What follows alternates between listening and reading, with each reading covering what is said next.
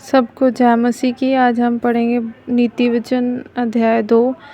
हे मेरे पुत्र, यदि तू मेरे वचन ग्रहण करे और मेरी आज्ञाओं को अपने हृदय में रख छोड़े और बुद्धि की बात ध्यान से सुने और समझ की बात मन लगाकर सोचे और प्रवीणता और समझ के लिए अति यत्न से पुकारे और उसको चांदी की नाई ढूंढे और गुप्त धन के समान उसकी खोज में लगा रहे, तो तू यहोवा के भय को समझेगा और परमेश्वर का ज्ञान तुझे प्राप्त होगा, क्योंकि बुद्धि यहोवा ही देता है। ज्ञान और समझ की बातें उसी के मुंह से निकलती हैं। वह सीधे लोगों के लिए खरी बुद्धि रख छोड़ता है। जो खराई से चलते हैं उनके लिए वह ढाल ठहरता है। वह न्याय के पथों की देखभाल करता और अपने भक्तों के मार्ग की रक्षा करता है।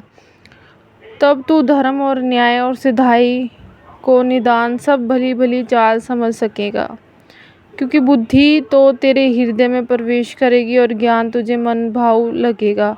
विवेक तुझे सुरक्षित रखेगा और समझ तेरी रक्षक होगी, ताकि तुझे बुराई के मार्ग से और उल्ट फेर की बातों के कहने वालों से बचाए, जो सिधाई के मार्ग को छोड़ देते हैं ताकि अंधेरे मार्ग में चलें, जो बुराई करने से आनंदित होते हैं और दुष्ट जन की उल्ट फेर की बातों में मगन रहते हैं, जिनकी चाल चलन टेढ़ी मेढ़ी और जिनके मार्ग बिगड़े हुए हैं। तब तू पराई स्त्री से भी बचेगा, जो चिकनी चुपड़ी बातें बोलती है और अपनी अपनी जवानी के साथी को छोड़ देती है, और जो अपने परमेश्वर की वाचा को भूल जाती है।